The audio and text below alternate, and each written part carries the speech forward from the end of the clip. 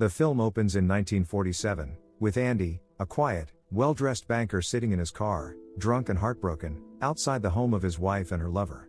He's holding a gun and a bottle. The scene cuts back and forth between this and a courtroom, where Andy is now on trial for the double murder of his wife and her lover. Andy insists he's innocent.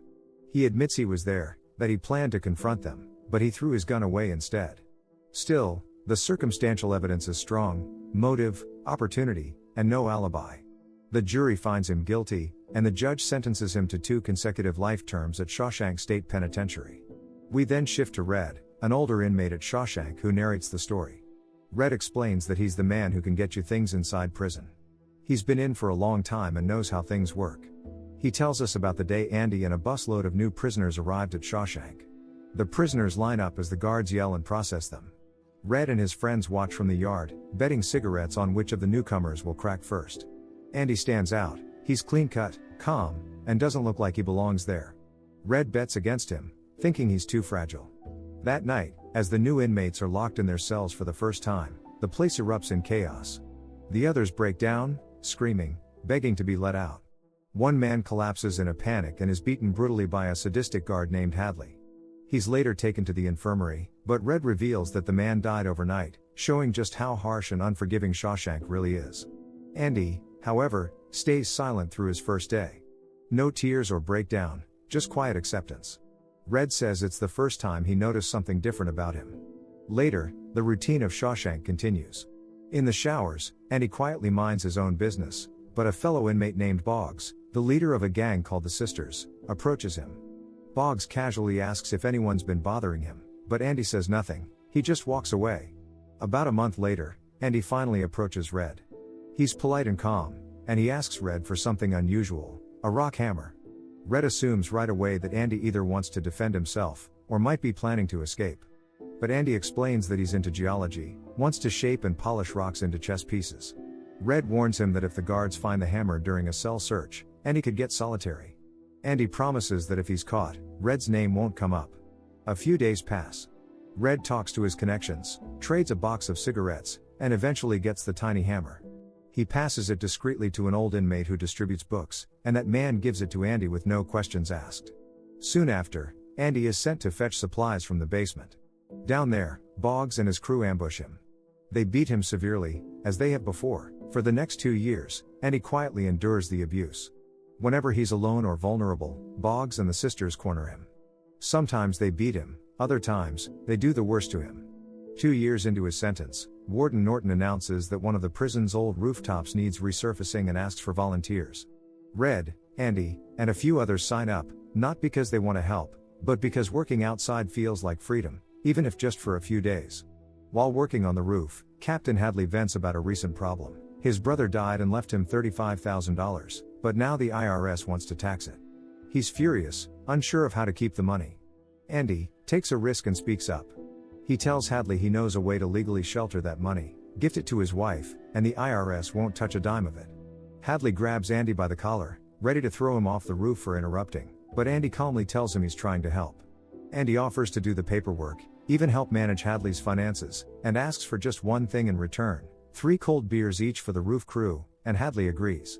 A few days later, the inmates sit on the roof with paint rollers in hand, sipping beer in the warm sunlight. It's the first time in years any of them feel remotely human. Weeks later, Andy continues to quietly carve out his place in prison life. He even beats Red in a game of checkers, showing his sharp mind. But peace doesn't last. One night, Boggs and the Sisters ambush Andy again. They beat him within an inch of his life, sending him to hospital for a month. But this time, the prison takes notice. When Boggs returns to his cell, Hadley and another guard are waiting. Without a word, they beat him nearly to death, so badly that Boggs is left paralyzed, unable to walk. From then on, the Sisters leave Andy alone. A few weeks later, the guards perform a surprise cell search, turning everything upside down. They rip through bedding, open book covers, and inspect every inch of every inmate's cell. But when they reach Andy's, they find nothing. Later, Andy gets summoned to Warden Norton's office. Norton's heard about Andy's intelligence and education. He offers Andy a job that better suits his skills, working in the prison library, helping out Brooks, an elderly inmate who's been in Shawshank for over 50 years. One day, while working in the library, an officer walks in and tells Andy he wants to set up a trust fund for his kids' education. It becomes clear, Andy wasn't sent to the library just for books. He was brought down to be the prison's financial advisor. And it starts with that one officer, then another, then more. Soon, Andy is doing the taxes and financial planning for nearly every guard in Shawshank. As the years pass, Andy becomes indispensable, not just for Warden Norton, but for every officer who wants to avoid the IRS or stretch their savings. His library becomes less of a book room and more of a quiet financial hub. Norton begins using Andy to help launder state funds, claiming prison labor for road work and public services, then funneling the government's money into his own pocket. Meanwhile, life moves on. After 5 decades behind bars, Brooks is granted parole. The inmates cheer, but Brooks is terrified. Outside, the world has changed too much. Cars move too fast. People don't look you in the eye. Even the grocery store job the state arranged for him feels cold and unfamiliar. In a heartbreaking letter, Brooks writes to the others, explaining how out of place he feels.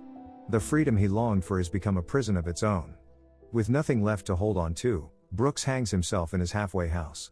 On the ceiling beam, he carves the words, "Brooks was here." Back in Shawshank, Andy reflects with Red about the sadness of it. Then he changes the subject. He tells Red about Norton's scam. The warden is siphoning off public funds meant for prison services, using fake companies, forged invoices, and shell accounts. Red gets nervous. He asks what happens when someone starts digging. Andy explains that he's created a fake identity, a man with a fake name, social security number, bank account, even a driver's license.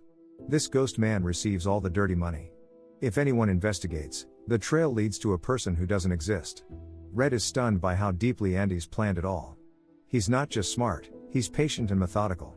A few years later, new inmates arrive. One of them is Tommy, a fast-talking young man with a wild streak. Red and the others take a liking to him. Andy, seeing something in him, takes him under his wing and helps him study for his high school diploma. One day, Tommy opens up to Andy and Red about a cellmate he once had in another prison. This man had once told Tommy about a double murder he committed, a man and a woman. He said he was robbing a house near a golf course when things went sideways. He killed the man and woman, and laughed about how the police arrested the woman's husband, a banker who claimed innocence the whole time. Andy is stunned. The details match his own case exactly. Later, Andy brings the story to Warden Norton, finally seeing a chance at proving his innocence. But Norton doesn't react the way Andy expects. Instead, he shuts the conversation down. He tells him that it's just a story, and besides, Andy is far too valuable. Later that night, Norton calls Tommy outside under the pretense of a talk. He asks Tommy to confirm what he told Andy. Tommy tells him that he can even testify. Moments later, a guard raises a rifle and shoots Tommy dead. Back in his cell, Andy hears the shot echo through the walls, and he knows the truth. Norton killed Tommy to bury the truth. Andy may be innocent, but Shawshank has no intention of letting him go. A few months later, Haywood nervously tells the group that Andy recently asked him for a length of rope. The request didn't seem odd at the time, but now, paired with his behavior, it sounds ominous. The others start to worry. Red tries to brush it off, but doubt creeps in. That night, Andy returns to his cell and carefully takes out the rope from its hiding place. Red lies in his own cell, unable to sleep, his mind racing. The next morning, the guards come around for the usual roll call. Inmates step out of their cells one by one, but Andy doesn't. The guards rush to his cell, confused. Officers storm in, and Red is yanked out of his cell and interrogated. He insists he doesn't know where Andy went, he's just as shocked as they are. Norton throws a rock in frustration. It hits a pin-up poster of Raquel Welch on Andy's wall. Instead of bouncing off, it tears through the paper and vanishes into the wall. Everyone freezes. The warden carefully peels the poster away, revealing a deep, dark tunnel carved into the wall of Andy's cell. The prison launches a full-scale manhunt. Search dogs and patrol cars, but all they find is Andy's prison uniform and rock hammer. The night before, Andy had put everything in motion.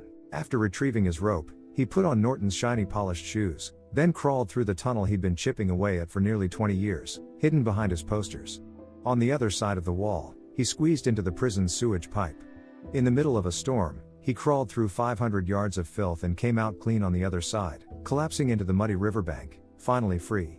The next morning, a man matching Andy's description walks into a series of banks. Using the fake identity he created years earlier, he calmly withdraws over $370,000, every penny Norton had stolen and laundered through fake accounts. Then he mails off a thick envelope full of ledgers, files, and evidence to the local paper and authorities, exposing the corruption, fraud, and murders that Norton orchestrated. The next day, police arrive at Shawshank to arrest Warden Norton. But when they open his office door, Norton had already self-deleted himself. Meanwhile, somewhere along the coast of Mexico, Andy drives down by the coastline, the sun warm on his face. He's finally free. Years later, Red is finally paroled after serving 40 years. He gets a small room in a halfway house, just like Brooks did. But he feels the same sense of displacement and sadness. The outside world is too big, too loud, and too fast. He misses the quiet routine of Shawshank, and misses Andy. But Red remembers Andy's words.